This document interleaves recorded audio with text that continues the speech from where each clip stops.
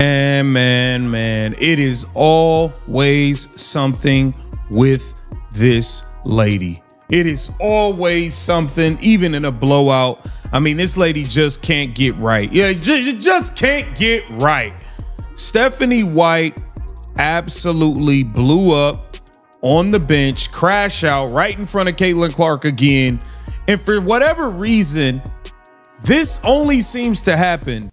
The absolute boundary of professional sports regulation has officially collapsed into a state of unprecedented executive warfare. And the entire multi-billion-dollar athletic ecosystem is currently reeling from a historic live national television intervention that has permanently terminated the career of head coach Stephanie White. What was supposed to be a standard highly competitive match against the Las Vegas Aces instantly transformed into an unmanaged corporate crime scene as years of deep-seated internal hostility, locker room sabotage, and blatant administrative harassment finally detonated in front of millions of stunned viewers. Tonight, we are exposing the terrifying frame-by-frame breakdown of the exact moment head coach Stephanie White suffered a complete psychological crash on Caitlin Clark directly on the Indiana bench, triggering an immediate direct emergency response from WNBA Commissioner Adam Silver himself. Bypassing every single traditional bureaucratic protocol, Silver personally descended onto the court on live television, delivering an immediate non-negotiable termination notice that has left the disgraced coach crying in absolute ruin on the arena floor. But the true atomic bomb dropped just minutes later when a fiercely emotional Caitlin Clark officially announced her immediate departure from the franchise, delivering a chilling farewell statement that has permanently destroyed what little remained of Stephanie White's professional reputation. The corporate protection shields have completely disintegrated. The fake public relations excuses are officially useless. And the definitive countdown to the total liquidation of this toxic regime has officially reached zero. To truly comprehend why the commissioner was forced to execute such a brutal public career execution, we must first examine the shocking raw details of the final bench confrontation that broke the internet for months. The coaching staff operated under the arrogant assumption that they could systematically suppress the greatest economic asset in basketball history without facing personal accountability or fan-led retaliation. But as the pressure of the Las Vegas Aces offensive system intensified, the carefully masked professional jealousy of Stephanie White completely erupted into open, unhinged rage on live television. Story here seems to be Stephanie White blowing up, potentially at Caitlin Clark on the bench here once again. We're going to get into the footage, man. Just can't get right, man. Can't get right, Stephanie White. All right.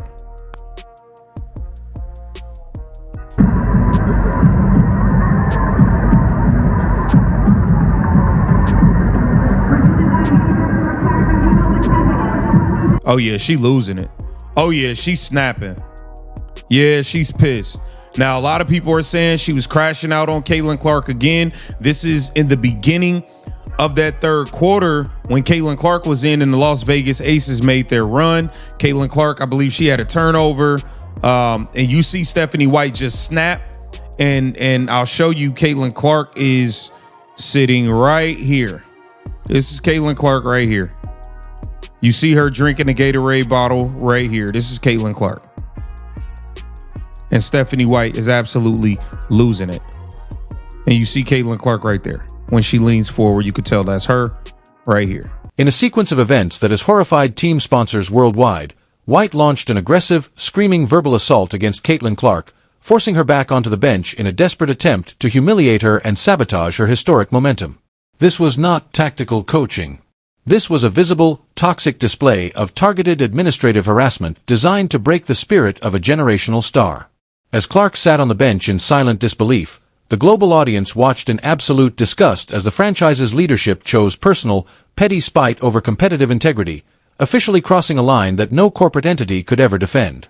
While the stadium security and arena staff frantically scrambled to contain the immediate fallout of White's bench meltdown, an unprecedented corporate intervention was being authorized from the highest level of sports governance.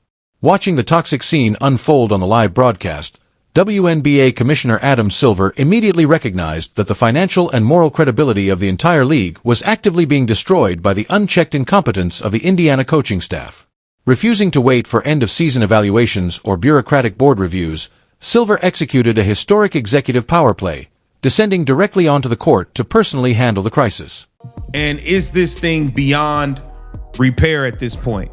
This thing could just be beyond repair. And some people just feel like, hey man, this thing is over. I mean, it just is what it is. I don't really see things getting better or changing with Stephanie White. And I don't know. But Skip Bayless took to his YouTube and he wanted to address a lot of the vitriol, a lot of the hate and the nastiness that has been aimed in Caitlin Clark's way, because make no mistake about it, it's been absolutely disgusting. It's been disgusting the way this league has treated the person that got everybody rich, essentially, the way they've handled her, the jealousy, the envy, the hate. It's been nasty, to say the least. I mean, that's just the real. That's just the real, people. Like, we got to call it like we see it. Skip Bayless went on to address this. Let's check it out. And I'm saying, she's your golden goose, man. I said this 1,000 times the first 2 years. How can you women not see how much she's done for you?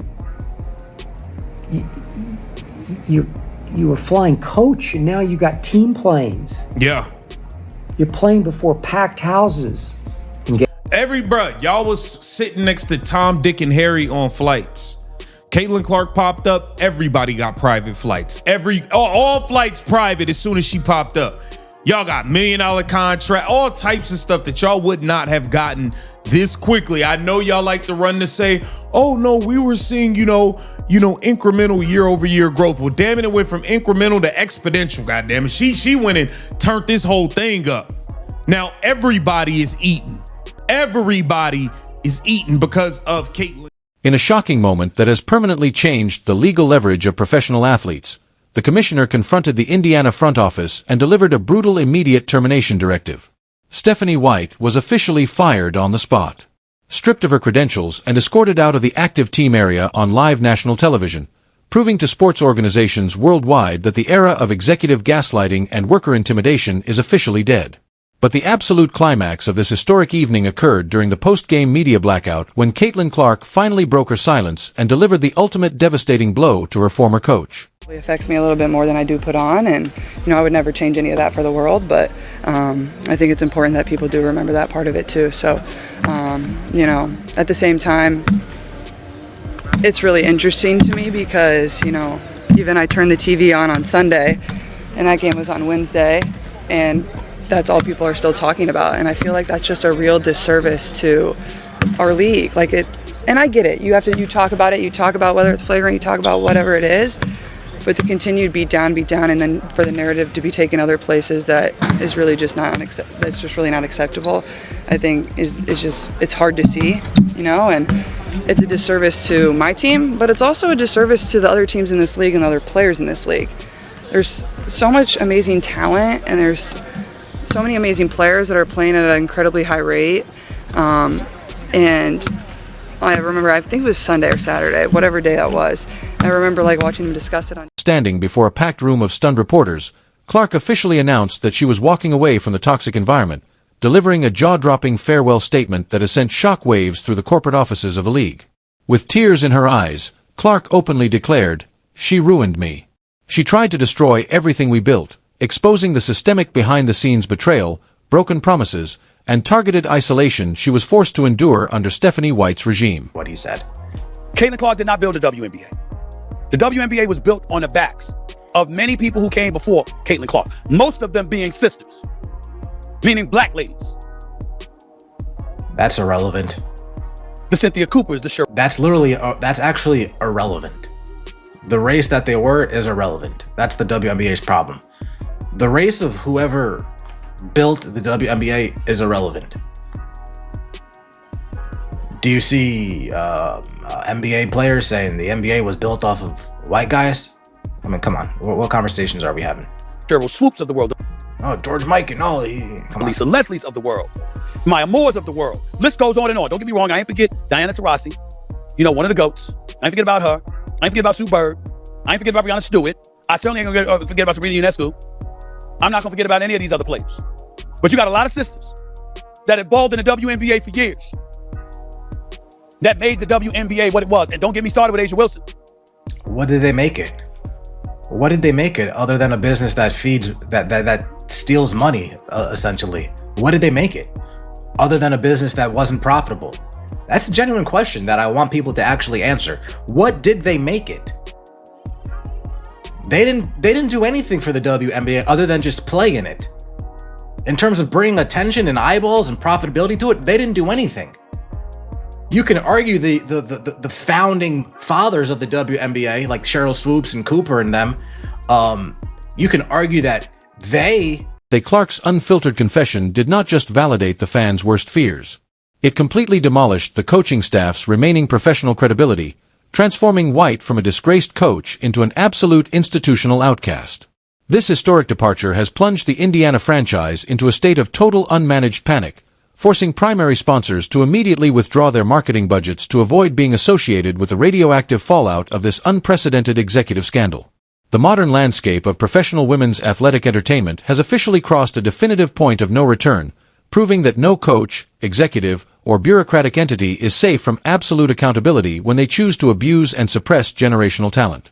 A historic fan-up-supported intervention executed by Adam Silver has established a monumental new standard for athlete protection, ensuring that Caitlin Clark and future stars will never again be held hostage by the toxic envy of mediocre leadership.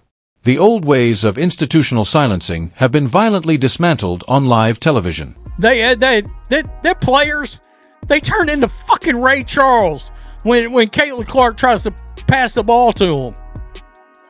Screw all of you, Caitlin Clark. Leave this trash of an organization. Get bent, clowns. Woo! Yay, the coach of the year. You beat the Aces without Asia Wilson. Hooray. Did you edit out all the ums? Yeah. They would have lost if Asia was playing. Stephanie White is so unprofessional, she didn't even memorize the script. She had to have it in her hand. It's a fixed game. I mean, wow. Stephanie White definitely threw shade at Caitlin Clark here. I wouldn't even say it was subtle. Agreed. It's crazy. This is why I could never put a jealous in charge of a star. Too damn petty, a jealous coach. Your first statement is to throw shade at CC, that you're proud of your slow-ass system getting a win, slow, low-scoring, non-entertaining, stagnant methany ball. By the way, Austin Kelly's offense, yeah, I said Austin Kelly's, not Stephanie White's. Austin Kelly's offense, scoring real points. Y'all threw up 84 last night.